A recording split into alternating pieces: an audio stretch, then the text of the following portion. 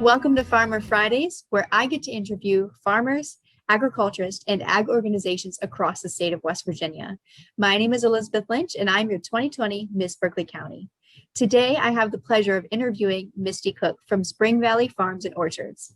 How are you today? I'm good, hon, and you? Doing wonderful. Thank you so much for agreeing to do this interview. It means a lot to me. Not a problem. So tell me about your agriculture background and a little bit about yourself.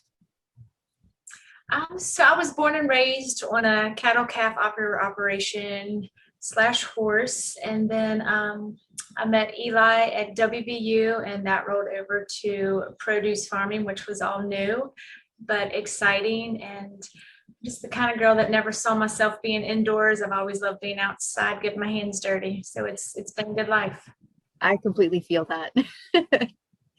Tell me about Spring Valley Farms and Orchards, and of course, your new adventure with purchasing Butler's Farm Market.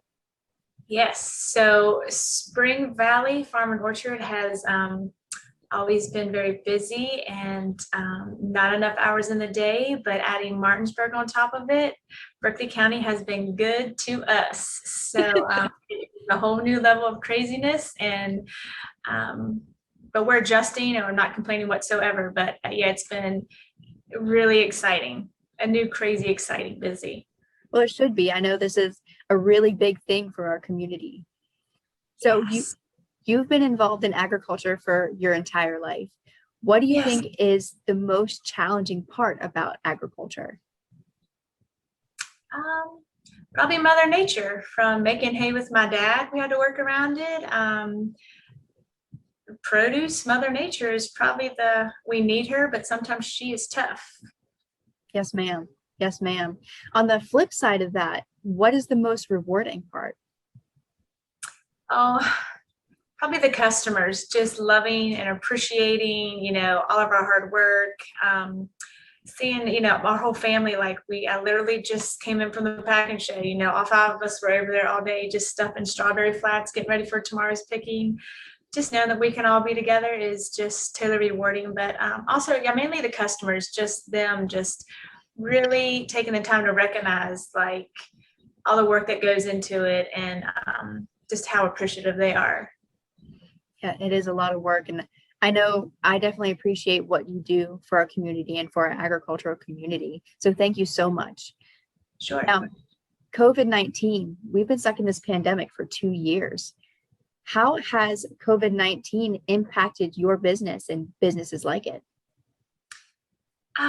So for us, I kind of feel guilty saying this, but it's been a blessing for us. COVID helped us. We had to definitely change things, but we made it work, and we had an amazing winter. We had amazing last fall, last summer. So COVID was okay for us as long as we were thought out of the box and changed some things up. It was good. That's really good to hear. A lot of agriculturists struggled quite a bit. So it was really good to hear that our community came together. What else can our community do to help you guys out? Like through COVID or just in general? Just in general. Just support us, not only us. I mean, the Martinsburg, they have several awesome farmers market right around us, and they're just like us. They work hard and they just want to give you a good product. So skip the Walmart and come get some local stuff. I agree with that completely. No, what's one thing that you want your community to know about the agricultural industry in West Virginia? I just being at Martinsburg, they don't know us that well yet, and everybody's like, where's your corn? Where's your watermelon? Where's your cantaloupes and all that stuff. So I find myself, and I tell all my employees to repeat it all day, we grow our own, and when it's in season, we'll have it. Just be patient. It'll be worth the wait. I appreciate that we don't get stuff, shipped up from the South or anything. Just be happy and take advantage of what you have and broaden your horizons and taste buds. And if it's not what you like will be coming for sure. Good. Yeah, that stuff is definitely worth the wait. Right. Now, yes. What advice would you give to someone who wants to start working in the agricultural industry but might not know where to start? Um, just be ready to work.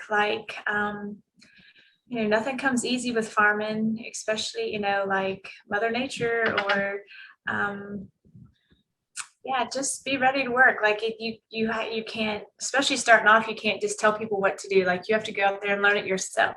Before you delegate, before you have managers and things. Like Eli and I, we did everything. I'm talking everything ourselves the first 2 years, but I wouldn't trade those 2 years for anything, just because we gained so much knowledge. We learned what we could do, what we couldn't pass on yet, what we couldn't delegate, and there's still some things that we don't delegate quite yet, and which we may never. But you always, if you want to be a farmer, you have to be involved. You can't just sit in the office and do paperwork or whatever. But yeah, just be ready to work.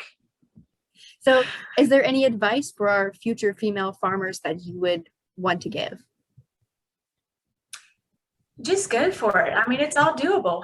It is. If it's lifting 50 pounds or if it's just something simple, like it's doable. If it's in your heart and it's in your mind, you can do it for sure.